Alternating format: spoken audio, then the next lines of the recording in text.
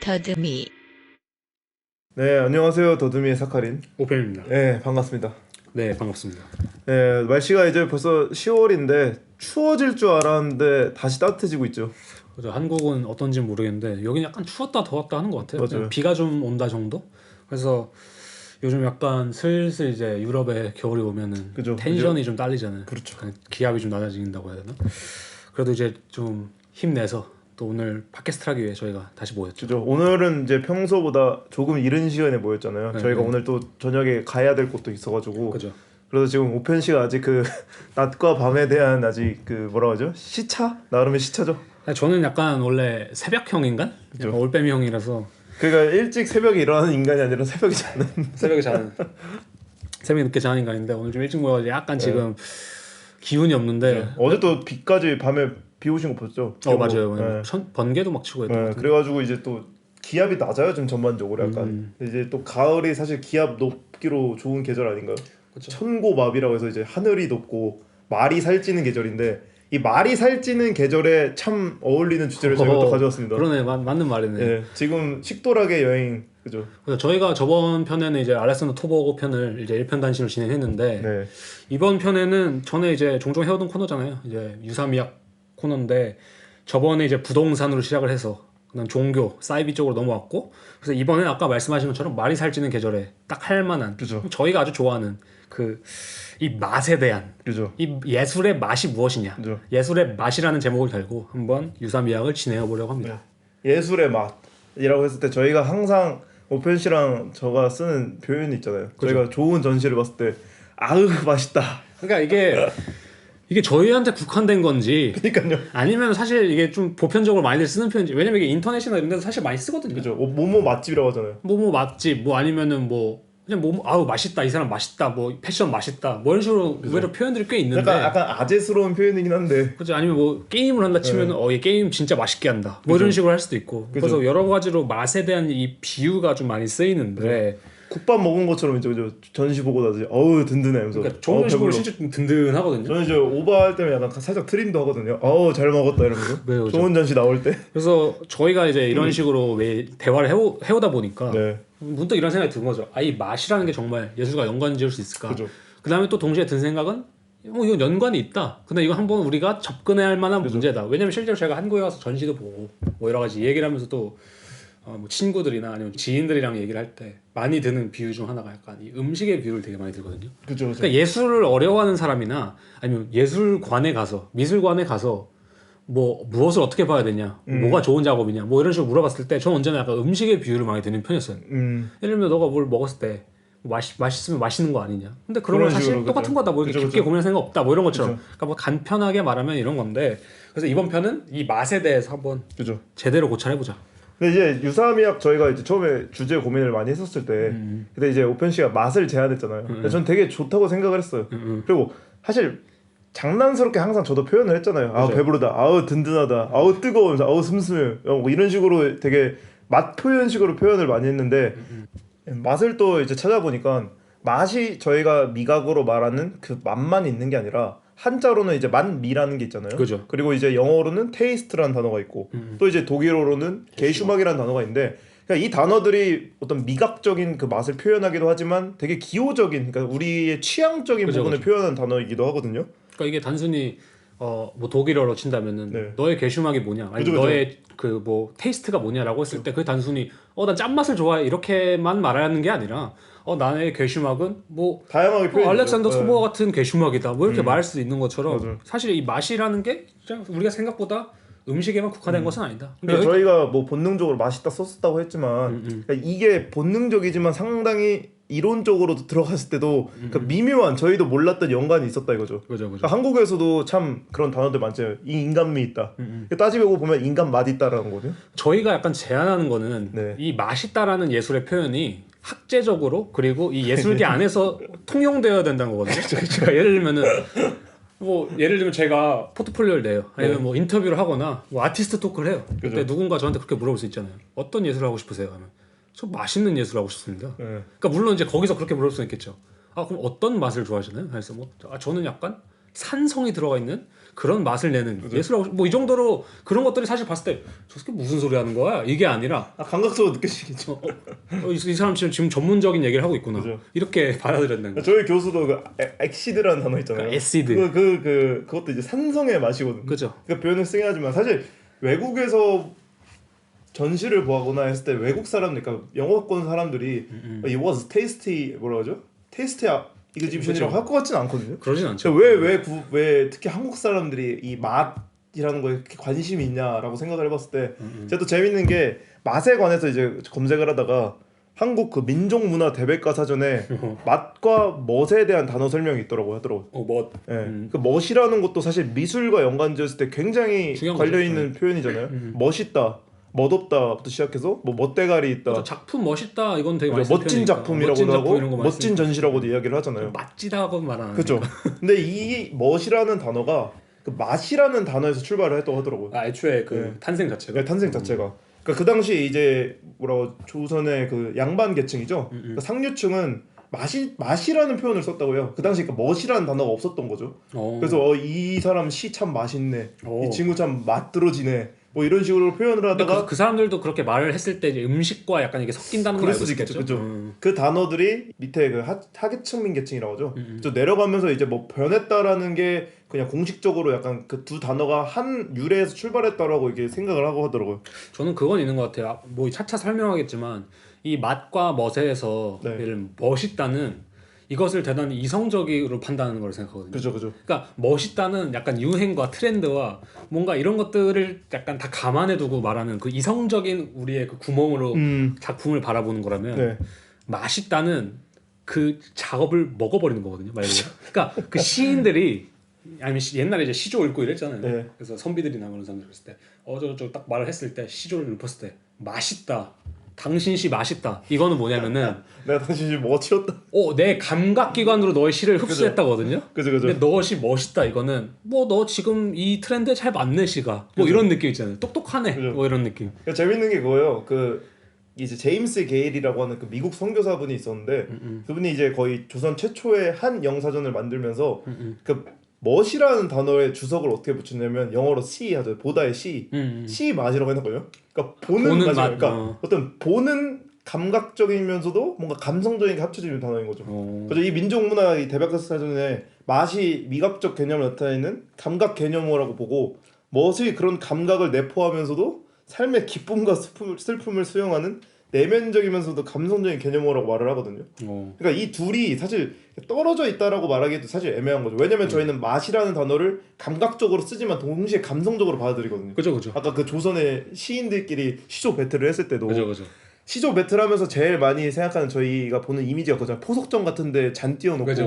먹으면서 이제 막 하잖아요. 그죠. 약간 그러니까 그런 행위들이 시배틀 뜨고. 그죠. 그런 행위들을 봤을 때 조선, 그러니까 우리 대한민국의 뿌리의 맛과 멋은 하나에서 출발했다라고 보시는 거죠.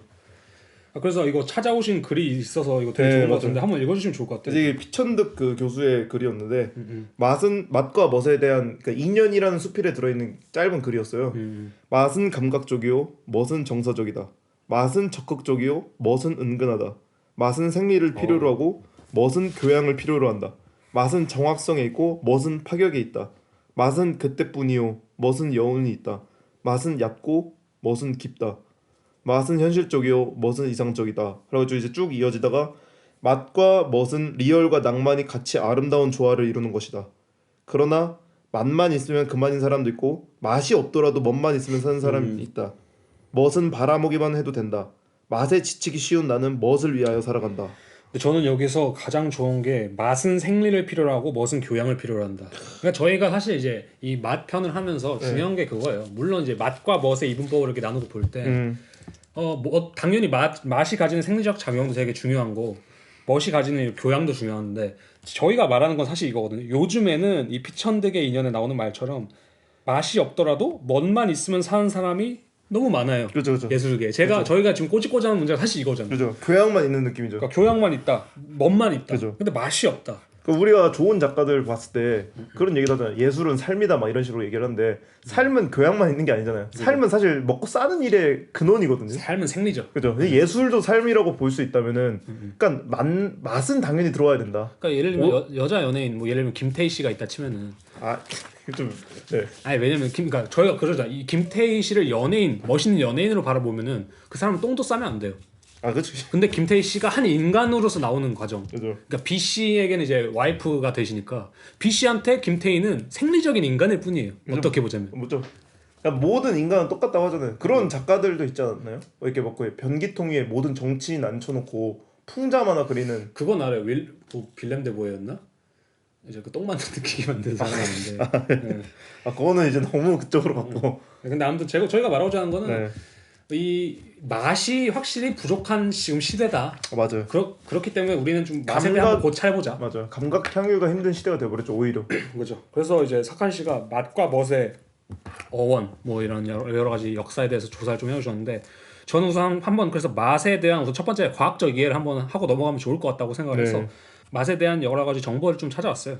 그래서 첫 번째로 얘기하자면은 뭐 이제 시각, 청각, 후각, 촉각, 미각 오감 중 하나인 이제 보통 이제 미각에 많이 좀 중점을 두는 걸 맛이라고 할 수 있는데 우리가 보편적으로 알고 있기는 네. 맛이라는 게 사실 감각 메커니즘 중에 가장 복잡하다고 하더라고요. 맞아요. 그러니까 왜냐면 이게 단순히 이게 혀로만 느끼는 게 아니라 거긴 당연히 시각도 들어가고 뭐 촉각도 들어가고 약간 식감이라든지 그다음에 냄새 같은 것도 사실 80%를 맛을 좌우한다고 하니까 과학자들이나 생리학자들 아니면 이런 사람들이 어떤 기계를 만들거나 이런 걸 조사하는 데 있어서 사실 맛이 제일 좀 어렵죠. 어려운 부분이라고 하더라고요. 메커니즘이 되게 복잡하대요. 맞아요. 그러니까 예를 들면은 우리가 단순히 사과 맛을 구현하기 위해서 뭐 사과의 맛이 있다라고 생각하지만 이 사과의 맛과 동시에 우리가 사과라든지 딸기라든지 민트 맛을 구분하는 건 되게 후각적인 게 훨씬 크다고 하거든요. 그래서 그 냄새도 되게 중요하고 심지어 촉감도 중요하고. 맞아요. 실험도 있었잖아요 예전에. 맞아. 코 막고 양파 생양파를 씹어 먹으면 사과랑 맛이 똑같다고 착각하는 경우가 많대요. 맞아. 그래서 막 스펀지 같은 데서 코 말기고 양파 잔뜩 먹이다가 이제 코 풀라고 해서 향을 맡는 순간 이제 막 이러면서 힘들어하거든요. 맞아. 그래서 중요한 것은 어쨌든 간에 이 맛이라는 것이 그냥 딱 봤을 땐 되게 단순한 작용처럼 보일 수 있겠지만 사실 되게 복잡한 작용이다. 그래서 이 느끼는 과정을 좀 축약 버전으로 간단히 얘기를 해드리자면 이제 우리의 혀에는 이제 미뢰라는 게 존재한다. 이제 영어로 테이스트 버드인데 약간 이제 뭐 이렇게 조그만 돌기 같은 네. 거죠. 돌기 같은 게 있는데 이제 그게 음식이나 이렇게 우리가 뭘 입 안에 넣으면은 이제 반응을 하는 거죠. 그래서 미뢰가 수용체에 반응해서 세포 내부에서 단백질을 활성화시키고 이온 전하를 띤 원자를 빠르게 이동시켜서 세포 내부에 전류를 생성한 다음에 그거를 이제 뇌로 보낸 다음에 뇌가 이제 이게 무슨 맛인지 판단하는 그런 과정이죠. 저가 근데 여기서 드는 생각은 그런 거죠. 실제로 왜 모든 사람이 이 같은 과정을 겪는다면 도대체 왜 맛있다고 느끼는 게 똑같아야 되잖아요. 네. 그러니까 뭐 그냥 다 이렇게 똑같이 이렇게 음식이 들어가고 미래가 그걸 해서 뭐 신호를 보내가지고 뇌가 판단하는 똑같아야 되는데 그죠. 이게 다른 이유가 미래의 개수라든지 뭐 이런 능력들이 사람마다 조금씩 이렇게 차이가 난대요. 실제로 전문가들은 이 미래가 되게 많은 사람 아니면 뭐 발달해 있는 사람을 슈퍼 테이스터라고 하고 뭐 맛돌이, 뭐 맛잘알 뭐 이렇게 말할 수 있는 거죠. 오이를 못 먹는 사람들도 어쩌면 약간 좀 더 발달했다고 얘기를 들었거든요. 아 그래요? 네, 오이 못 먹는 사람들이 있잖아요. 그리고 미오세라는 막 그런 모임인데요. 오이 싫어하는 사람도 모임 막 맞아, 이런. 오이 못 먹는 사람 많죠. 근데 그런 사람들이 제가 어디서 신문 같은 데서 봤을 때 이 미각 세포 중에 어느 부분이 특성화돼가지고 좀 더 발전해서, 그러니까 없는 게 아니라 오히려 발전해서 그 오이의 특유의 맛을 거부한다고 하더라고. 그럴 수 있죠. 네. 미래가 발달이 안 되거나 뭐 별로 없는 사람들은 논 테이스터라고 하는데 아마 그래서 음식에 욕심이 없는 사람들은 논 테이스터일 거고 맞죠. 맛을 진짜 막 좋아하는 또 사람들은 소식자 막 이런 소식자 이런 것도 많이 있으니까. 그래서 이렇게 사람마다도 이렇게 미각 아니면 맛을 느끼는 방법이 되게 차이가 나는데 네. 어쨌든 간에 세상에 3천만 적 이상의 화학 물질이 있고 냄새 물질은 4천만 적이 넘는데 우리가 느낄 수 있는 것은 사실 극히 그 일부라고 맞아요. 하더라고요. 우리가 이제 반응하는 것은 이제 혀가 반응하는 그 수용체들에게만 맛을 반응한다고 하더라고요. 그 재밌는 게 봤는데 딱 정리된 5개의 예시가 있더라고요. 맛을 과학적으로 설명하기 어려운 이유. 그러니까 이걸 지금 오펜 씨가 설명했잖아요. 그죠. 맛이 단순하게 미래의 어떤 우리가 느끼는 그 미각 세포를 통해서 뇌로 전달되는 전기라고 하기엔 너무 복잡한데 그게 왜 그렇냐면 첫 번째가 그런 이야기가 있더라고요. 무의식적인 감각이 의식적 감각보다 영향이 크다. 라는 이야기가 있어요. 그러니까 우리가 이 맛을 단순히 먹는 거에만 집중해서 먹는 게 아니라 여러 가지 상황들이 겹쳐 있잖아요. 그죠. 그런 이야기도 있고 맛의 대부분은 향이 좌우한데 향은 과학적인 설명이 힘들다. 맛과 맛, 향과 향, 맛과 향이 서로 상호작용을 한다. 감각은 시장일 뿐이고 맛의 쾌감은 뇌의 판단에 의한 것이다. 뇌는 불안정한 정보를 바탕으로 신속히 생존에 필요할 정도로만 정교히 작동한다. 뇌의 작동 원리를 모른다. 뭐 이런 이야기들이 있거든요. 그죠. 그러니까 이 이야기들은 결국 지금 오편 씨가 설명한 대로 이 맛이라는 게 복합적인 뭔가 하나로 설명할 수 없다는 거죠. 그다음에 사실 이게 그런 거죠. 우리가 수학 같은 경우는 언어라든지 수학 같은 경우는 우리가 이 뇌에서 뭐 여러 가지 과정이 있겠지만 언어도 그 우리가 어떤 정보를 받아들였을 때 그걸 처리하는 능력이 있잖아요. 그죠. 근데 아까 말씀하신 것처럼 이 맛이라는 것은 뇌가 뭐 그렇게 처리하려고 하지도 않고 적당히 이제 처리한다는 거잖아요. 그게. 근데 그 말인즉슨 이게 예술이랑 되게 비슷하다는 거예요.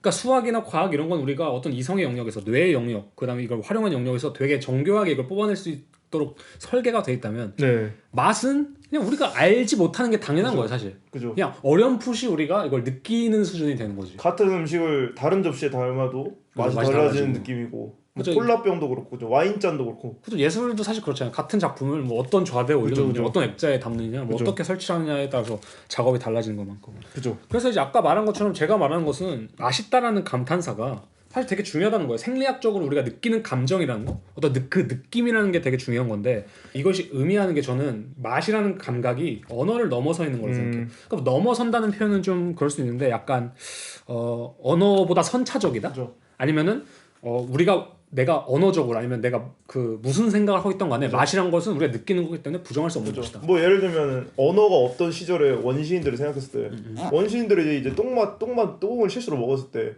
분명 이랬겠죠. 그죠. 그러니까 이거는 언어로 설명하기 이전에 우리가 느끼는 그 똥 같은 맛이 있다는 거잖아요. 똥인지 된장에 그쵸? 먹어봐야 그때는 먹어봐야 했어요. 그 그치, 사람들이 그때 먹어본 먹어봐야. 덕분에 우리가 살고 있지만. 근데 또 이런 예제가 있어요. 제가 친한 친구랑 제주도에 놀러 갔던 적이 있었거든요. 네.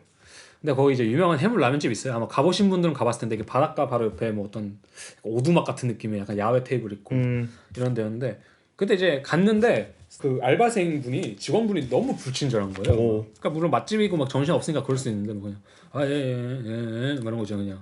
친구가 되게 그런 거 약간 민감한 편에서 화가 많이 났어 그때. 그럼 딴 데 가자고. 네. 근데 내가 그때 그냥 왔는데 먹어보자 맛있어 보인다 그리고 근데 먹는데 약간 알죠.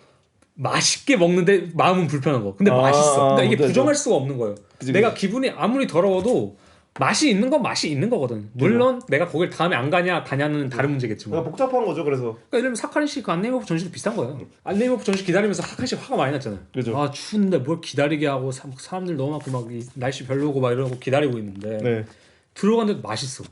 바로 쌀을 풀리잖아. 그죠. 그러니까 그 앞에서 기다려서 내 기분이 나쁜 거랑 그죠. 그러니까 내가 그냥 이 사람들한테 짜증 나는 거랑 가서 이거 맛을 느끼는 거는 전혀 별개의 문제라는 거죠. 예를 들면 그래서 이걸 약간 좀 뭐랄까 밈식으로 해석을 하자면 저 이걸 찾았어요. 백종원 반응별 맛집 구별법이라는 게 인터넷에 존재하거든요. 네. 아마 보신 분들은 좀 보셨을 텐데 이제 백종원 씨가 뭐 어디 뭐 맛집 프로그램 많이 하잖아요. 이것저것 가면서 먹고 뭐 골목 식당도 하시고 그래서 반응이 이제 한번 읽어드리면 오 독특한데요? 이건 맛없다. 이거 참 묘한 맛이네요. 이것도 맛없다. 희한한 맛이네요. 맛없다. 맛있네요. 보통. 맛 평가 없이 음식 설명만 한다. 보통. 정말 맛있네요. 먹을만하다. 매력 있구나. 먹을만하다. 살짝 미소 짓는다. 애매한 맛이다. 살짝 미소 지으며 맛있다고 한다. 맛은 있지만 내 취향은 아니다. 크게 웃으며 좋아한다. 맛있다. 내가 먹어본 것 중 1등. 맛집. 흐흠 콧소리. 맛집. 아 하나 더 시킬 걸. 맛집. 곱빼기 시킬 걸. 맛집.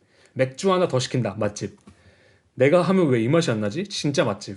거짓말 안 하고 맛있다. 꼭 가봐야 할 집. 주인장 불러서 인터뷰한다. 꼭 가봐야 할 맛집. 천상의 맛이다. 무조건 가봐야 할 맛집. 근데 제가 이걸 약간 분석한 게 뭐냐면은 네. 이게 유머긴 한데 그냥 이게 이제 처음 부분이 이제 맛없다 부분이고 후반으로 가서 맛있어지는 거잖아요. 그죠. 그러니까 처음 부분일수록 언어의 개입이 되게 많아요. 보면. 그러니까 맛을 설명하려고요.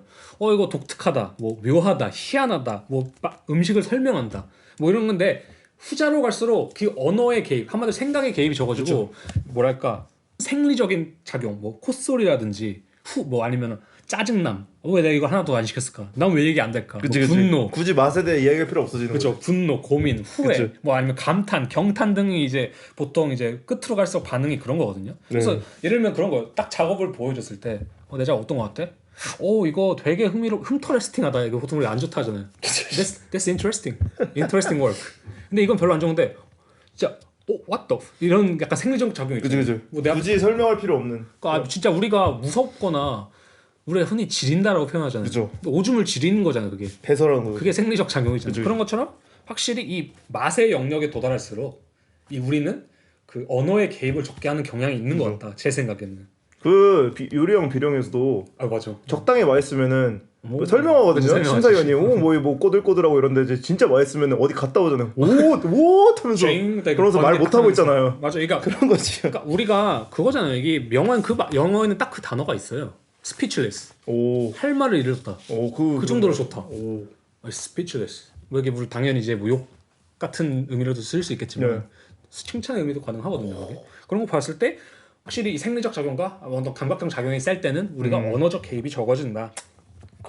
그래서 제가 말하는 거는 맛있다, 맛없다라는 게 대단히 단순한 말이지만 어떻게 보면은 이 예술을 평가하는 데 대단히 좋은 지표가 아닐까. 그러니까 맛있다, 맛없다가 그 감각 때문에 느꼈을 때 그 단어들이 완전 그냥 응축 자체인 거죠. 이 작업이 맛있다라고 했을 때 그 맛이 이 작업이 가지고 있는 매터리얼이나 이 작업이 보여주는 이미지가 좋다를 넘어선 뭔가 말하기 귀찮아서 말할 수 있는 문제 알죠? 그죠. 맛있다로 퉁칠 수 있는. 왜냐면 맛있다라는 건 복합적인 감정이기 때문에. 그러니까 물론 이제 당연히 전문가들이나 뭐 우리가 미슐랭 그 뭐 가이드를 뭐 별점을 매기는 사람이다. 그죠. 아니면 내가 음식 칼럼니스트다. 뭐 이런 맥락이면 당연히 이 맛있다는 표현보다는 더 해야겠죠. 그렇죠. 이것이 왜 맛있을지 아니면 어떤 작용이 여기서 일어나고 있는지를 해야 되는데 어쨌든 간에 이 맛있다 맛없다를 저는 그러니까 약간 그런 거 있잖아요. 그냥 전시를 해도 뭐 미슐랭 스타처럼 뭐 이렇게 별점을 매길 수 있지 않을까? 그냥 그 정도로. 네. 뭔 말인지 알아요? 뭔 느낌인지 알겠어요. 그러니까 예술은 그러니까 이게 그건 거예요. 어떻게 보자면 이게 예술이 되게 이성적이고 어떤 그런 작용인 것으로만 생각하면은 우리가 그 별점을 매기는데 사실 대단히 좀 공격적으로 느낄 수도 있거든요. 요즘에. 그죠. 왜냐면 내가 멍청하다는 거야? 뭐 내가 틀렸다는 거야? 내가 뭐 똑똑하지 않다는 거야? 내가 충분히 열심히 하지 않았다는 거야? 뭐 이런 식으로 받아들일 수 있는데 뭐 미슐랭 스타 같은 거는 사실 그런 반론은 뭐 당연히 있겠죠. 뭐 그죠. 여기가 왜 투스타인데 여기는 원스타냐 뭐 이런 식으로 논란 정도는 있겠지만 그걸 공격적으로 받아들이는 것 같지 않거든요. 제가 볼 때는. 그죠. 오히려 약간 이게 맛이기 때문에. 안어라고 생각하죠. 영광이라고 생각하기도 그러니까 맛은 뭔가 그게 가능하지 않나. 그래서 저는 여기서 제안하고 싶은 게 그거예요. 사실 우리가 한국 예술에서 좀 부재하는 게 지금 존재한다라고 말한다면 전 그거거든요. 이 언어 이전의 감상법. 그러니까 음식도 사실 그렇잖아요. 맛있으면은 이렇게 진짜 막 책상을 친다던가 박수를 친다던가 갑자기 뭐 입틀막을 한다던가 그죠. 그런 게 있는데 예술은 뭔가 이 우리가 무엇인가 이것을 감상하기 위해서는 언어가 무조건 등장해야 된다 생각하거든요.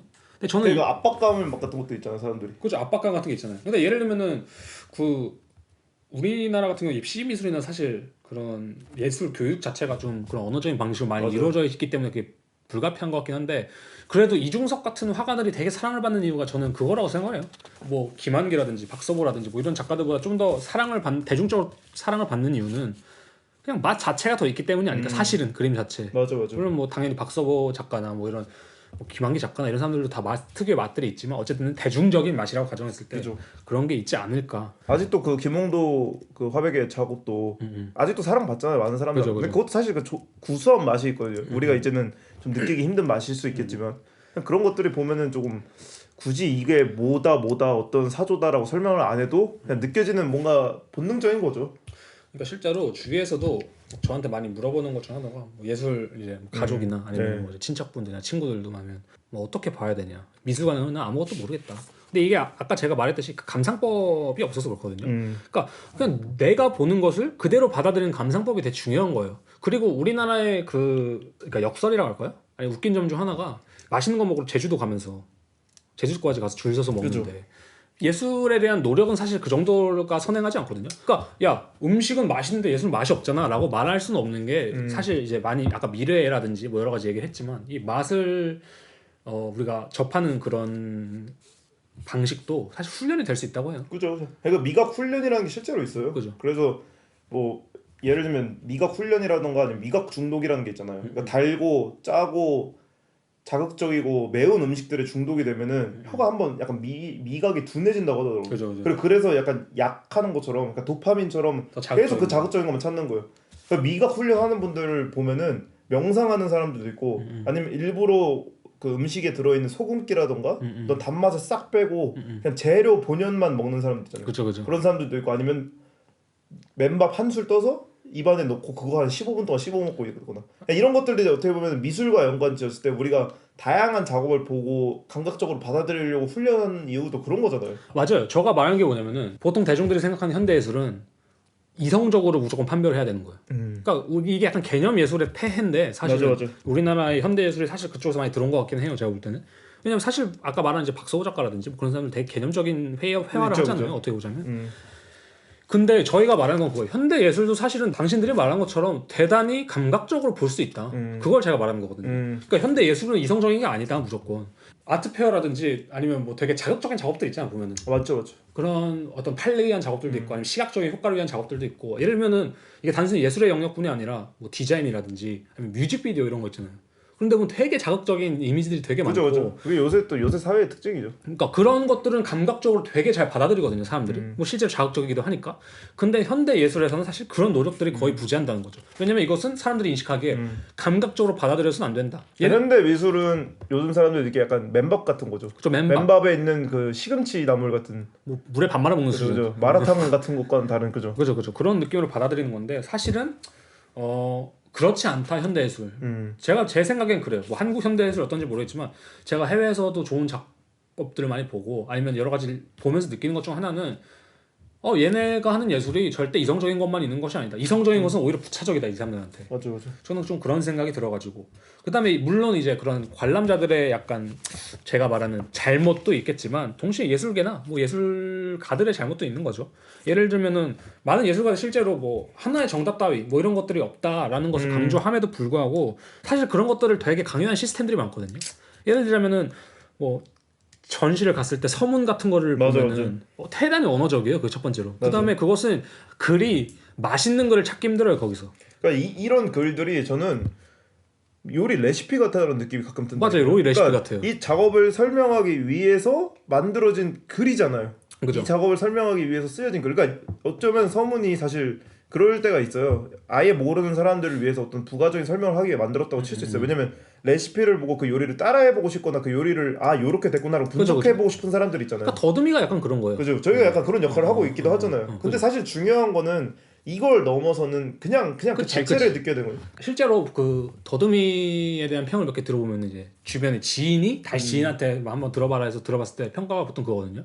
그래서 외계어 하는 것 같다. 그러니까 왜냐면 사실 이거는 어떻게 보면 대중을 위한 건 아니에요. 그러니까 물론 예술에 되게 관심이 있고 아니면 저희가 타겟을 하고 있는 건 사실은 창작하는 사람들이 많이 들으면 좋겠다라는 생각을 하는 거거든요. 왜냐면 전 창작론 이런 게 되게 부족하다고 생각하기 때문에. 근데 그런 면에서 당연히 저희가 말하는 건 레시피적인 부분이 있는데 이런 서문이라든지 뭐 아니면 아티스트 토크라든지 뭐 인터뷰라든지 이런 부분은 사실 꼭 그렇게 언어적으로 나아갈 필요가 없다 생각하거든요. 맞아요. 가끔은 작가가 오히려 입을 안 열 때 오는 그 신비감이 있잖아요. 그죠. 그런 것들을 작가로서 그리고 작가를 같이 옆에서 일을 하는 뭐 큐레이터로서든 그런 부분들을 어쨌든 감각적인 부분을 내비둘 건 내비두고 어느 정도 쉽게 갈 수 있는 부분은 쉽게 가고. 그러니까 이런 거예요. 예술이라는 것이 더 느껴지려면 그냥 뭐 말도 안 되는 예시를 들려면은 제가 이런 작업을 이렇게 뭐 이런 재료로 이런 이유로 뭐 이런 테크닉으로 이렇게 했습니다라고 말하는 것보다 뺨 한 대를 때린 다음에 그 아픈 뺨을 부여잡고 제작을 보면 더 이해가 잘 될 겁니다. 뭐 이런 게 거의 꼬집어서 나는 눈물 아닌가? 아니 근데 그런 게 더 평론가가 그런 게 더 먹힐 수도 있다는 거죠. 제가 말하는 거. 그래서 어쨌든 간에 제가 말하는 거는 비록 우리가 예술이 이렇게 언어적인 게 아니야. 너네가 생각하는 것처럼 그렇지 않아라고 말하지만서도 예술계나 전반적인 시스템 자체는 사실 대단히 그럴 수밖에 없게 만들어져 있다. 예를 들면. 그죠. 예를 들면 요즘에 이제 서울문화재단 이런 것도 다시 지원하는 시기로 알고 있는데 그런 것도 보면은 그 뭐 기획서를 다 써야 되잖아요. 그러니까 기획서라는 게 되게 그러니까 물론 뭐 당연히 이거를 돈을 줘야 되는 거고 뽑아야 되는 그 맥락은 알겠는데 그럼에도 불구하고 그 기획서 자체가 사실은 많은 작가들을 가두고 생각의 회로 자체를 사실 좀 풀어주지 못하는 감성은 있는 것 같아요. 제가 볼 때.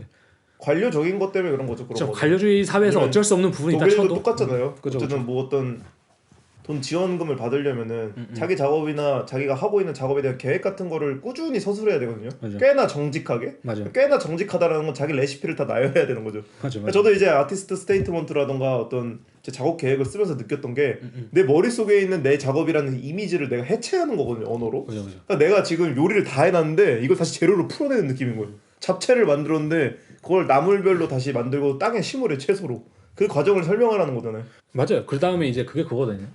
이 관객들이 이 감각 위주의 관람을 하지 못하는 이유 중 하나가 아까 이제 말한 것처럼 어떤 하나의 정답이 있거나 뭐 현대예술은 하나의 뭐 어떤 보편적인 이성적인 무엇인가가 있을 거다라는 생각인데 내가 그걸 이해 못하면 어떡하지? 라는 그런 불안 때문에 나오는 맞아. 거라고 생각하는데 이 최낙원 씨라는 분이 계시더라고요. 이 음식에 관련해서 약간 과학적으로 접근하시면서 책도 쓰시는 분인데 그분이 이런 말을 해요.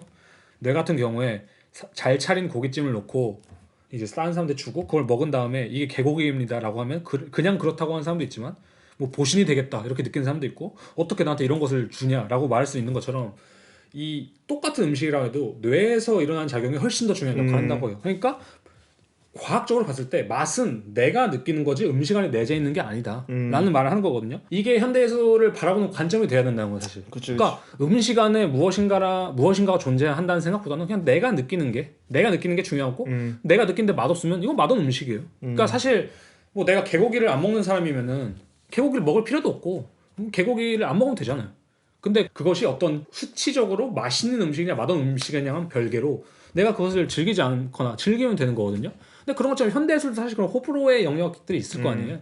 근데 그냥 그 정도의 영역에서 끝나면 되는데 내가 저걸 이해 못하는 것은 나의 잘못처럼 되는 거죠. 왜냐면 내가 저 이론을 이해를 못하고 있나? 나 요즘 현대 동양을 이해 못하고 있나? 그치. 내가 요즘 힙스터들, 내가 요즘 예술가들이 나보다 훨씬 빨리 앞서가고 있나? 나는 디지털에 대해 관심이 없나? 여러 가지 생각이 들면서 약간 이런 좀 괴리가 생기는 게 아니냐 좀 이런 생각이 근데 좀 들죠. 궁금한 게 저희가 아무리 사실 블라인드 테스트를 한다고 했을 때 그러니까 똑같은 고기나 여러 가지 고기를 블라인드 테스트를 했을 때 그래도 약간 어쨌든 어느 맛의 절대성은 어느 정도 있잖아요. 그죠. 그러니까 우리가 먹었을 때 못 먹을 정도로 맛없는 거는 확 오잖아요. 그죠. 그러니까 그게 어떤 뇌의 판단이나 아니면 모든 인간이 감각적으로 느끼는 부분이 있고 그럼 어느 정도 맛있는 거는 모든 인간이 어느 정도 맛있다라고 느끼잖아요. 그죠. 근데 이런 부분에서 좀 어떻게 생각하세요? 미술도 과연 그런 절대성이 있다고 생각을 하세요? 그래서 저가 여기서 이제 다음으로 넘어간 내용이 딱 그거거든요. 네. 맛의 보편성, 맛의 절대성이라는 내용이 있는데, 그러니까 실제로 아까 말씀하신 것처럼 절대적인 어떤 맛 평가를 잘 받는 게 있잖아요. 뭐 그죠. 저희가 와인 살 때도 그 앱 찍어 보면은 별점 높은 게 좀 더 맛있는 것 그죠, 같잖아요. 그냥 그죠. 근데 이제 맛의 보편성에 대해서 얘기하면 사실 이제 미학적으로 한번 바라보자면 그런 게 있거든요. 철학자들, 미학자들 사실 이 개념에 대해서 되게 많이 얘기를 해요. 칸트 같은 경우에도 우리가 취미 판단하는 데 있어서 주관적 보편 타당성이라는 얘기를 하거든요. 그러니까 한마디로 우리가 아름다움을 판단하는 일이 주관적이지만서도 보편적인 것이다. 것이다. 그러니까 맛이랑 똑같은 거죠. 맛도 그치, 주관적이지만서도 보편적인 게 있을 것이다. 하지만 데이비드 휴는 또 막 이런 말도 해요. 아름다움은 본질적으로 사적이고 개인적인 경험이다. 이 미학을 바라보는 관점, 그러니까 미를 바라보는 관점 되게 다양한 것처럼 이 맛을 바라보는 관점도 되게 다양하다는 거죠. 그죠. 그러니까 예를 들자면은 아까 말씀하신 것처럼 맛의 보편성이나 절대성이 사실 그 인터넷에서 음식에 대한 논쟁을 가장 많이 촉발하는 이유 중 하나거든요. 예를 들면 난 두부가 별로다 하면 네가 잘하는 집을 못 가봐서 그래. 아니면 나는 민트 초코 좋아한다. 너 민초 다니냐? 뭐 민초 진짜 뭐 치약을 왜 먹냐? 뭐 평냉 부심이란 말도 있고. 그다음 음식 평점도 되게 다 갈리잖아요. 여기서 이제 맛의 보편성 자체에 대한 얘기를 좀 해보자면은 모넬 케미칼 센터의 닥터 줄리 메넬라는 우리는 우리가 먹는 것을 좋아하는 법을 배운다. 이 라는 문장으로 맛과 음식에 깃들어 있는 되게 사회적, 문화적, 지리적, 그죠. 경제적 요인의 복잡성에 대해서 얘기하거든요. 예를 들면 그런 거예요. 임신한 산모가 그 마늘을 많이 먹으면 실제로 그 아이가 나중에 마늘 맛을 더 선호한다 이런 연구가 어릴 때 있고. 식습관이 확실히 중요하긴 하죠. 그렇죠. 국제 낙농 연맹에 따르면 2016년 평균 덴마크인은 28.1kg의 치즈를 소비했다. 대조적으로 중국의 평균적인 사람은 그 해에 0.1kg의 치즈를 소비했다. 반대로 덴마크 사람들은 중국 사람들보다 매운맛을 인지하는 데 덜 민감하다. 그러니까 이것처럼 어느 나라에서 사느냐, 또 어느 문화권에서 어떤 엄마에게서 뭐 이런 여러 가지 요인들이 되게 많이 작동한 거죠. 그 도올 선생도 딱 이거를 한 문장을 표현을 했더라고요. 맛은 문화 상대주의적인 소산이기도 하지만 인간이라는 감성의 조건에 공통된 것으로 느낄 수밖에 없는 것이기도 하다. 그러니까 이거는 그 얘기인 것 같아요. 뭐 예를 들면은 저희는 한국 식문화권에서 자랐잖아요. 그래서 마늘이랑 친숙하고 뭐 여러 가지 매운 것도 저거 한국 음식에 굉장히 익숙하잖아요. 이런 장문화, 이런 장류 문화. 근데 이 장류 문화를 서양인들이 처음 접했을 때는 분명히 약간 거북함을 느꼈을 거예요. 김치도 처음에 이제 수출됐을 때 서양 사람들이 약간 오바해서 말하자면 약간 거의 구역질 날 정도로 도대체 이 김치를 왜 썩히냐고 막 이런 식으로 얘기하잖아요. 배추를 오랫동안 땅에 묻어두고 이런 식으로 하잖아요. 근데 결국엔 지금 약간 사랑받는 것을 보면은 그냥 제 생각에 그게 있는 것 같아요. 확실히 궁극적인 어떤 뭔가 맛은 있는 것 같기도 하거든요. 근데 이제 이 사람이 제가 말한 것처럼 뭐 이렇게 여러 가지 문화적이나 지리적이나 경제적이나 사회적 요건 때문에 달라질 수 있음에도 말하는 부분은 그거예요. 물론 모든 문화에 관계없이 모든 인간은 짠맛과 단맛을 선호한다. 왜냐하면 수천 년에 걸쳐 각각 미네랄과 설탕은 우리에게 필수 영양소를 제공하기 때문이다. 또한 일반적으로 신맛과 쓴맛이 우리를 아프게 할 수 있는 음식의 표시이기 때문에 우리는 더 조심하는 경향을 보인다. 그래서 어떻게 보자면 우리가 그냥 사실 맛있다고 느끼는 절대성이 있다면 단짠 아닐까요? 단짠? 야, 단짠은 싫어하는 사람 아무도 못 봤죠, 그죠? 그래서 단짠은 그러니까 당연히 막 혀가 얼얼할 정도로 달다, 뭐 혀가 얼얼할 정도로 짜다 이 정도면 당연히 호불호가 갈리지만 잘 조합된 단짠은 사실 그죠. 되게 좋지 않나. 기본적으로 내 몸에 해가 안 될 것 같다고 느낄 때 어느 정도 맛을 느낀다 이런 거. 그죠, 그죠. 그리고 또 재밌는 거는 일본 문화에서는 맛보다 오히려 식감 이런 걸 되게 강조한다고 해요. 예를 들면 우리나라 그런 문화예요.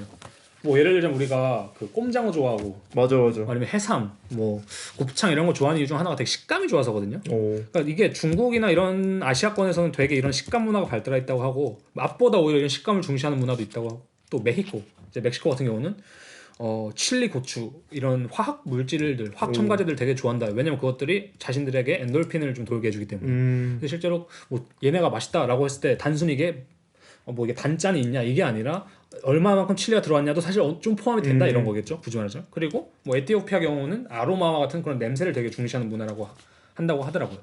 그리고 이게 전 재밌다고 느껴졌는데 우리의 감각이, 그러니까 미래라고 할까요? 우리의 그 미각이라든지 여러 가지 감각이 최고조에 달하는 시기가 20대라고요. 그래서 실제로 그때 염소 치즈, 뭐 칠리, 아보카도 이런 되게 복잡하고 좀 컴플리케이트한 그 좀 복잡하고 좀 미묘한 풍미들을 되게 느낀다고 말을 많이 하더라고요. 그래서 실제로 20대들이 되게 맛집에 약간 환장을 하잖아요. 어떻게 보면. 그죠. 그래서 제가 볼 땐 그래서 이런 것들이 그런 이유가 아닌가. 그다음 대조적으로 60, 70대가 되면은 미각과 후각이 쇠퇴하기 시작하는데 제 생각에 아마 이것이 평양냉면과 맞아요. 뭐 이런 슴슴한 맛을 어른들이 좋아하는 이유를 쓰지 않을까. 할머니 그 거침없이 하이킥에서도 나문이가 이제 국했다가 아침에 이거 왜 이렇게 짜? 막 이러면서 막 욕하는데 이제 나문이는 이게 뭐가 짜? 이러잖아요. 그러니까 실제로 미래가 어느 정도 후퇴한 부분이 있죠. 그죠. 그래서 어르신들이 이제 요리해 주실 때 가족들한테 그때 이제 소금 간을 아예 안 치는 경우도 있다고 들었거든요. 자기의 입맛대로 하면은 그죠, 젊은 그죠. 사람들한테 너무 짠 거예요. 그래서 그냥 아예 안 치고 그냥 알아서 해라 약간 이런 식으로. 그럴 수도 있겠네. 그런 부분도 참. 그래서 아무튼간에 아까 이제 사카린 씨가 그러니까 질문하신 것처럼 그렇다면 맛의 절대성이나 보편성이 있을 것이냐라고 했을 때 저는 어느 정도는 있다고 보는데 네. 그게 어떤 식으로 있는 거냐면은 하나의 꼴이 있다기보다는 바운더리 정도의 느낌이 있다고 보시면 될 것 같아요. 그러니까 예를 들면은 약간 다이어그램처럼 생각하면은 매운맛, 뭐 단맛, 쓴맛, 뭐 산맛, 뭐 여러 가지 맛이 있을 거예요. 감칠맛, 뭐 이런 식으로 여러 가지 있을 때 무엇이 정답이냐라기보다는 그 가운데 어느 정도 꽤 그죠. 유연하게 동그라미가 있지 않을까. 그래서 이것들이 섞일 수 있게 그죠. 어느 정도. 그 미술도 재밌는 게 이 신경미학이라는 의학 분야가 있대요. 이 분야는 맛을 우리가 단맛, 짠맛 이런 식으로 나눠가지고 그것에 어떻게 작용하는지를 연구하는 거라면 미학이, 그러니까 미감 과학이 그런 것들을 연구하는 분야라면 이 신경미학은 우리가 아름다움을 절대적으로 느끼는 관장하는 단맛, 짠맛처럼 그런 부분들이 있냐는 거거든요. 그래서 지금 이게 아직 연구가 시작된 지가 오래되지 않아가지고 그 모든 미학을 설명할 수는 없지만 당연히 왜냐면 미도 맛처럼 굉장히 복잡한 영역이기 때문에. 그죠. 근데 약간 이런 말이 있더라고요. 예를 들면은 우리가 뭐 어떤 아름다운 것을 봤을 때 우리 뇌에 있는 아나 전두엽이라는 부분이 활성화가 된대요. 그리고 반대로 우리가 어떤 시각적으로 이렇게 움직이고 있는 거 있잖아요. 고우의 그림을 예로 들거든요. 고우의 그림이 되게 기괴하게 움직이는 것 같은 부분들이 있잖아요. 그런 것들을 봤을 때 우리의 뭐 뇌에 있는 상두 종소엽이라는 부분이 실제로 또 활성화가 되고 그리고 아름다움을 봤을 때 우리가 그거에 공감할 때 또 뇌의 어느 부분이 활성화가 되고 아니면 그 작업을 봤을 때 마냥 기쁘게 그 작업을 바라보는 것이 아니라 막 슬프게 느끼기도 하고 근데 이런 것들을 봤을 때 이 사람들이 연구하자 하는 것은 이 맛에 그러니까 맛처럼 미도 어떤 감각의 영역에서 좀 보편적으로 이렇게 나눠질 수 있냐, 이 세분화될 수 있냐 이야기인데 사실 이거에 대한 반박이 굉장히 많거든요. 맛도 그렇잖아요. 그죠. 우리가 그 감각대로만 가는 것이 아니라 같은 음식을 해줘도 엄마가 해주면 또 맛이 다르잖아. 더 맛있게 느껴지거나. 그죠. 그런 것처럼 미술도 내가 좋아하는 미술관에 가서 본 거랑 전쟁이 나고 있는 폭격 맞는 곳에서 미술 보는 거랑 다르거든요. 그죠. 근데 이런 식으로 후자가 더 좋을 것 같은데. 그래서 이런 식으로 이제 미학도 그러니까 그 미학 맛의 미학이 아닌 미학도 이 맛의 미학처럼 어느 정도 좀 비슷한 연구가 이루어지고 있다 이거죠. 그러니까 저가 이거 방금 얘기를 들으면서 생각났던 것 중 하나가 아름다움이라는 이제 말을 쓰셨잖아요. 그러니까 미가 사실은 아름다움이니까. 근데 요즘에 사실 예술의 목표가 꼭 아름다움은 아니죠. 어떻게 보자면. 그죠. 그러니까 굳이 미학적으로 말하자면. 그죠. 그러니까 이것을 이분법으로 놓고 보면은 저희 말이 완전히 틀렸다고 말할 수 있는데 그건 이분법적인 맥락일 뿐이고 예를 들자면 그런 거예요. 저희가 예술관에서 흔히 말하는 이제 불쾌감이나 혐오라든지 아니면 어떤 그런 좀 아름다움, 기존의 아름다움이 아닌 다른 감각을 좀 환기시켜주는 작업을 봤을 때 느끼는 감정은 아름다움에 대비되는 불쾌함이다. 그래서 이것은 아름다운 게 아니다. 이것은 맛이 아니다. 라고 말하기보다는 오히려 그런 것 같아요. 저는 짠맛, 쓴맛, 신맛 이런 것들 중에도 되게 매력적인 맛이 많거든요. 그럼요. 근데 쓴맛이나 신맛은 사실은 이게 우리에게 좋은 맛이라고 우리가 인식을 하지 않잖아요. 그렇기 때문에 그게 어떤 불쾌감으로 받아들여질 뿐이지. 그럼에도 불구하고 되게 어떤 음식은 산미가 있어요. 되게 맛있는 것도 많고 맞아. 신 걸 진짜 좋아하는 사람들도 있고 예를 들자면 아니면 진짜 뭐 짠데 기분 좋게 짠 것도 있고 예를 들면 그런 맛 자체가 되게 중요하거든요. 그러니까 이걸 단순히 이것이 아름답냐 불쾌하냐라는 이분법을 보자면 사실 세상 이분법을 바라볼 수밖에 없는 건데 이것을 어떤 다른 그러니까 맛의 측면에서 보자면은 이것은 오히려 쓰고 시지만 되게 매력적인 맛이긴 하다 라고 우리가 어떤 맛을 만들어낼 수 있거든요. 하지만 당연히 이것이 진짜 짜고 진짜 쓰고 진짜 심한 맛이 없는 음식이죠. 그렇죠. 그러니까 우리가 아까 말한 대로 인간이 단짠을 본능적으로 선호한다고 하는데 그렇다고 해서 단짠만 나는 그런 음식이 있다면 그런 음식들만 있다면 맞아. 매력이 없어요. 맞아요. 그러니까 저희가 뭐 그 한국 미술계나 요새 보이는 미술계 이제 힙한 측면들을 봤을 때 대부분 작가들이 시도하는 게 이런 단짠 음식 제공 같은 거. 그리고 가장 단순한 예시가 그거네요. 커피나 술. 커피나 술은 맛이 없어요 원래. 그죠. 되게 매력적이잖아요. 그지. 그러니까 그런 것들이 사실 어떤 아브젝트라든지 어떤 그런 예술을 하시는 분들이 그것을 되게 거대하게 사용하는 것 같지만 사실은 제가 볼 때 담배랑 술이랑 그렇게 다르지 않지 않을까? 맛이 측면, 그러니까 담배래. 술과 커피랑 술이랑 그렇게 다르지 않지 않을까? 그쵸. 맛의 맥락에서는. 그죠. 그런 생각이 좀 드네요. 그래가지고 아무튼 저희가 여러 가지 좀 얘기를 했는데 저가 그래서 또 조사한 게 이제 맛의 측면에서 또 예술에 관련해서 무엇을 얘기할 수 있을까 했을 때 좀 손맛이라는 얘기를 해보고 싶거든요. 그러니까 이러면은 다른 나라에서는 저도 잘 모르겠는데 우리나라에는 손맛이라는 개념이 되게 존재하잖아요. 그죠. 근데 이게 터키도 좀 이 손맛을 강조하는 문화가 있다고 하더라고요. 근데 실제로 그 케밥집 가보면 이렇게 손으로 맛있게 싸주잖아요. 그죠? 그 두툼한 손으로 김밥처럼 싸주잖아요. 김밥처럼 싸주는데 아까 이제 말씀하신 것처럼 같은 레시피로 만들어도 엄마가 만드는 거랑 내가 만드는 거랑 다른 것처럼 손맛이라는 개념도 사실 똑같잖아요. 이게 같은 것을 조각하고 뭐 같은 걸 어떻게 그린다 쳐도 이 누가 그리냐에 따라서 뭐 되게 달라지는 게 사실 예술인데 이제 뭐 사전적인 의미의 손맛은 그거잖아요. 음식을 만들 때 손으로 이루는 솜씨에서 우러나오는 맛. 한마디로 이제 감의 의미도 좀 있고 뭐 정의 의미도 좀 있다고 볼 수 있는데 이제 그 박준우 씨라고 옛날 TV 좀 나오던 분 계시죠. 맞아. 냉장고를 안경 쓰시고 그분의 이제 인터뷰 같은 데서 파스타 샌드위치 만드는데 손맛이 좋다고 하지 않는데 김치찌개나 불고기 먹을 때는 손맛이 좋다고 얘기했던 기억이 난다. 맛과 추억이 섞인 것이 손맛 아닐까. 그래서 실제로 그래서 우리나라권 안에서는 좀 손맛이라는 단어들이 좀 쓰이는데 그러니까 요리 문화랑도 그거 확실히 연관이 있는 게 한국 음식 문화를 생각을 했을 때 한국 음식 문화는 손으로 버무리는 게 많거든요. 장류는 손으로 버무리지. 장류는 손으로 많이 버무려요. 요즘 식당에서 그렇게 했다가는 욕 먹잖아요. 비닐장갑 껴있고 그러니까. 근데 이제 서양권 음식은 생각을 했을 때 집기를 많이 쓰잖아요. 파스타라는 것도 어떤 조리를 할 때 손에서 약간 떨어져 있거든요. 근데 그런 이미지들이 뭔가 쌓이고 쌓여서 왜냐면 저도 어렸을 때 엄마가 이게 김치 담그는 거 보면은 이게 손으로 이렇게 박박박 하고 있거든요. 그리고 우리가 엄마 비닐장갑 안 꼈다고 뭐라 안 하잖아요. 지금 위생을 어떻게 해? 끼면 뭐라 해야지.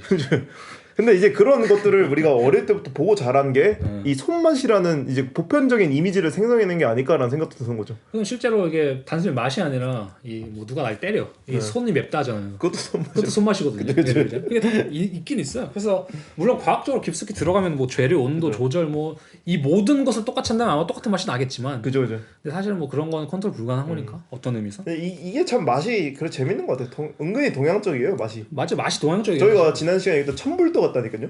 모든 잡채가 똑같진 않거든 맛이. 맞아. 그런 거 같잖아요. 근데 실제로 그래서 진짜 감이 없는 손맛이 없는 사람은 진짜 뭐라도 맛이 없거든요. 맞아.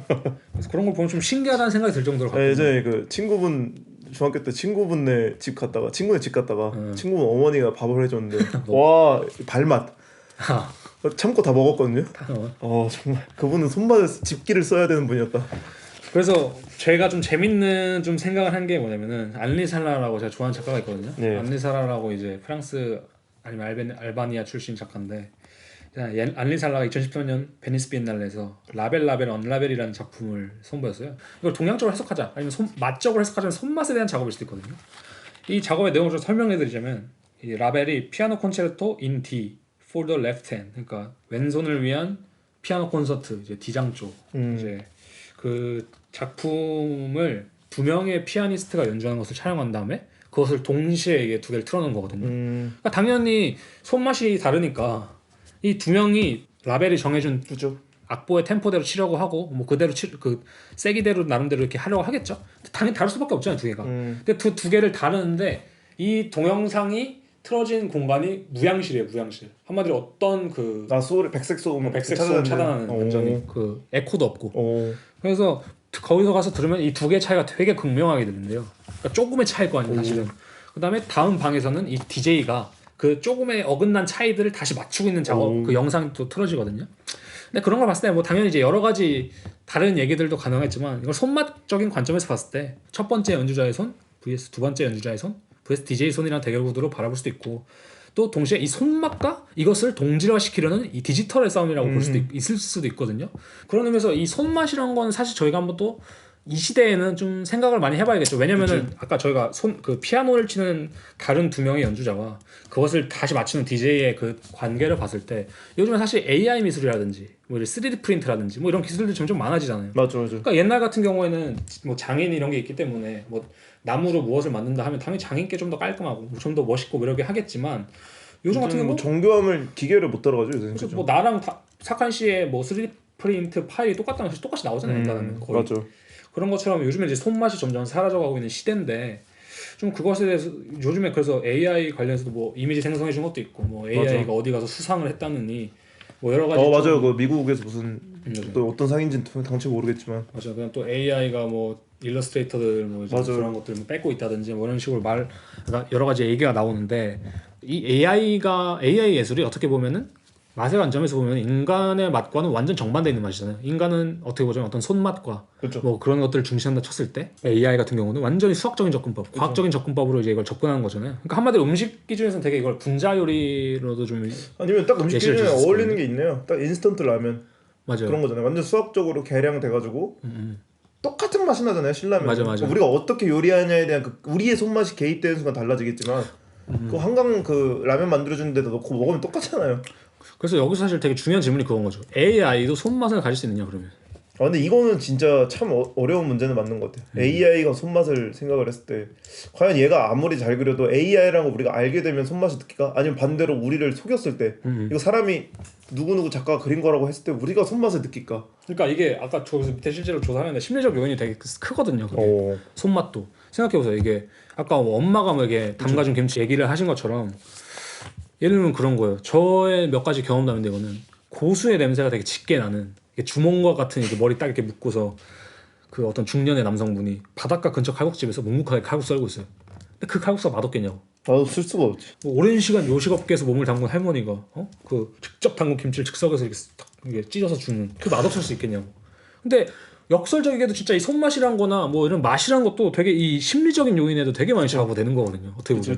그러니까 누가 혹은 어떤 사람이 했느냐 이것도 되게 좌우하는 건데, 그래서 실제로 AI가 그린 그림이나 AI가 뭐 어떤 뭐 만들어낸 작품 같은 거나 요리들을 실제로 우리가 먹는다면은 맛은 둘째치고 우리가 그것을 알고 있을 때 신기하네, 대단하네, 아니면 무섭네 뭐 이런 감정이 사실 선행할 거란 말이에요. 그죠. 그래서 실제로 거기서 이제 맛의 역할이 되게 줄어들 거고 마치 신기술을 약간 박람회 뭐 이런 느낌처럼 좀 느껴지겠죠. 그렇죠. 그다음 예술 안에서도 이런 심리적 작용이 되게 많잖아요. 뭐 우리가 간단하게 얘기해서 뭐 요절한 천재 예술가가 있다면 뭐 우리가 뭐 약간 속칭으로 말하자면 고인 버프, 뭐 사후 그런 버프 것들이 이런 있죠, 것처럼 확실히. 이 사람이 죽은 사람이야?라고 했을 때 좀 더 우리가 높게 평가하는 경향이 있다거나 아니면은 별 감흥이 없는 작업이라고도 이거 얘 거예요. 그러면 좋은데 갑자기 이렇게 될 수도 있고, 아니면 이 사람 작업 별로였다. 아니면 별 생각 없다가도 다큐멘터리를 보거나 뭐 이 사람의 인터뷰를 보고 나서 더 좋아졌다 이런 작업도 많은 것처럼 어쨌든 간에 심리적인 요인도 사실 무시할 수가 없는 거죠. 맞아. 그러니까 우리 뭐 맛집 얘기하는 것도 그렇잖아요. 그냥 음식 맛만 좋아서 가는 게 맛집이 아니잖아요. 그러니까 여러 가지잖아요. 근데 이런 부분들을 봤을 때 우리가 어떤 미술에 대한 미적 판단을 하는 것도 참 다양한 상황. 그러니까 손맛도 결국엔 다양한 상황이잖아요. 그러니까 제 생각에는 약간 잭슨 폴록이 성공할 수 있었던 이유 중 하나도 이 손맛을 좀 처음으로 잘 그러니까 처음은 아니죠. 도입한 작가가 아닐까. 그러니까 잭슨 폴록의 작업이 좋은 이유는 사실 그림이 좋기 때문도 있겠지만 그러니까 자유의지랑도 연결돼 있죠. 자유의지랑도 연관이 되는데 손맛이 있잖아요. 그러니까 이 액션 페인팅이랑 손맛이. 맞아요. 그러니까 우리가 되게 잭슨 폴록의 되게 대중들이 또 좋아하는 이유 중 하나가 저는 그 손맛에 있다고 생각해요. 그러니까 맛을 느끼기가 되게 쉬운 작업이다. 뭐 자극적이라고 볼 수도 있고. 제스처나 이런 것들이 다 보이는 작업이니까. 액션이잖아요, 이름 자체가. 액션이라고 행동을 하고 있다는 건데. 그래서 여기까지 얘기해온 걸 좀 정리해 보자면은 결론적으로는 이 맛이라는 것이 어떻게 보자면은 예술을 평가하는데 좋은 기준이 될 수 있을 것 같고 그 다음에 맛의 보편성 뭐 단맛 짠맛이 어느 정도의 보편성은 있겠지만 동시에 그렇다고 해서 그것이 절대적인 보편성은 아니다. 그죠. 그리고 마지막으로는 이제 이 손맛 얘기를 하면서 이 인간이 할 수 있는 것만이 혹시 예술이냐 아니면 이 손맛이 무조건 들어가야 우리가 맛을 느낄 수 있냐 그죠. 라는 약간 맥락이 있는데 어떻게 생각하세요 여기까지는? 근데 이게 재밌는 게 그건 것 같아요. 확실히 약간 그런 실험을 한번 해보고 싶긴 해요.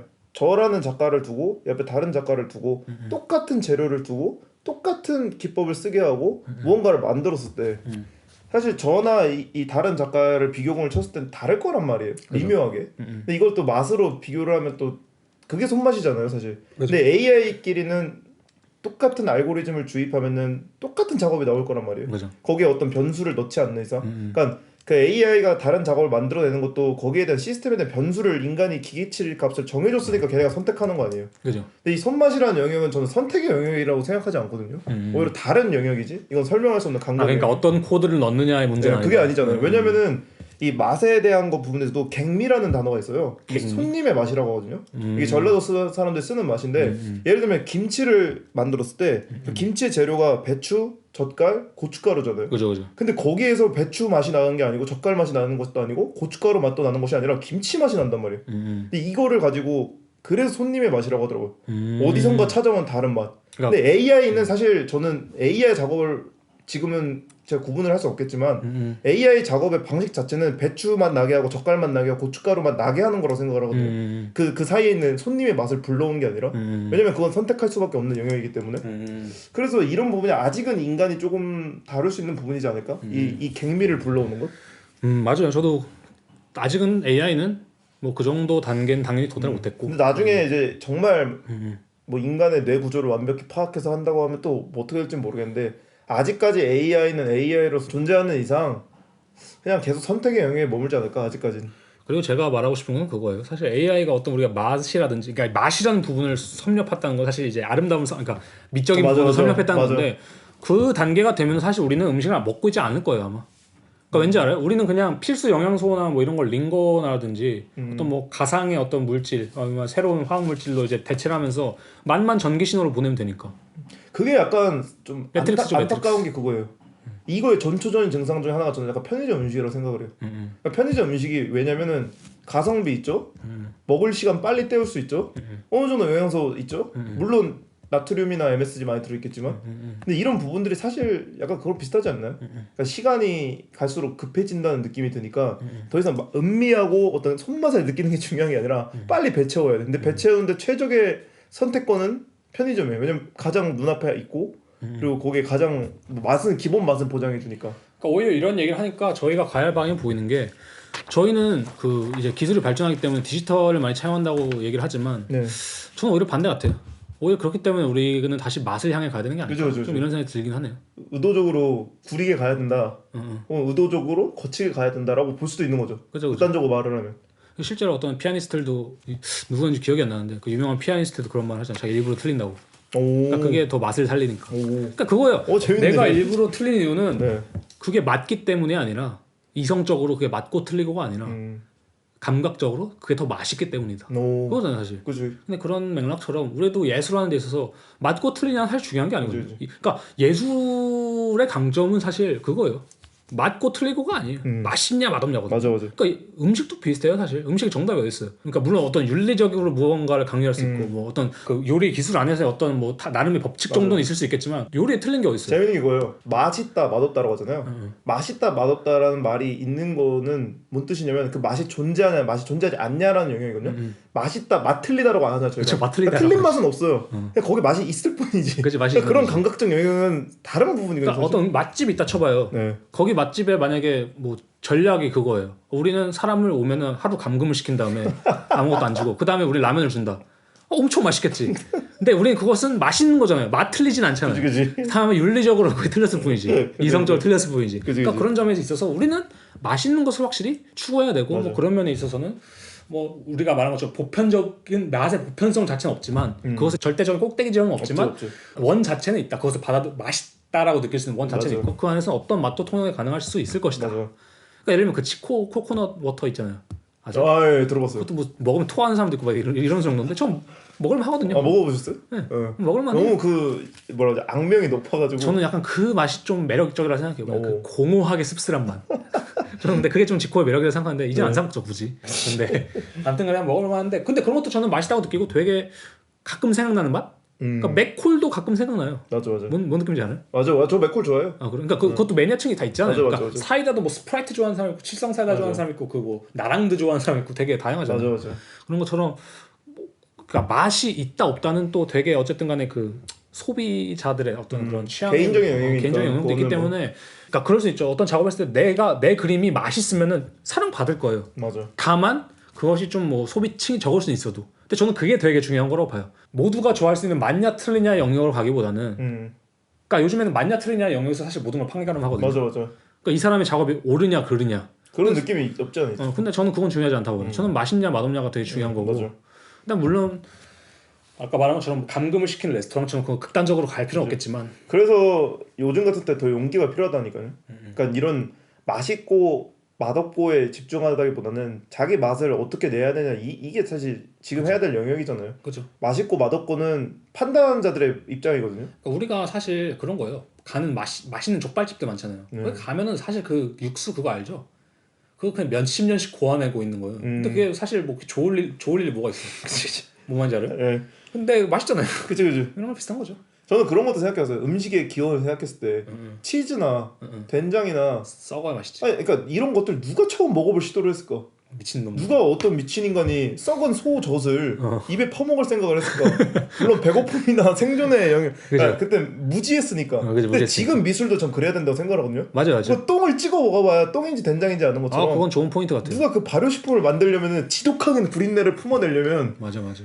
해야 되거든요. 그러니까 우리나라 그 만능 소스 같은 거 있잖아요. 그러니까 요즘 예술은 되게 만능 소스 같아요. 그죠. MSG죠, MSG. 그러니까 뭐 이거 간장 뭐 한 스푼, 뭐 설탕 한 스푼, 뭐 참기름 한 스푼, 뭐 한 스푼, 뭐 한 스푼 하면은 만능 소스 되는 맞아요. 것처럼 요즘 예술들은 너무 그 정해진 법칙 안에서만. 맞아, 근데 정해진 법칙 안에서 그냥 몇 스푼 조금씩만 바꾸기만 하는 거지.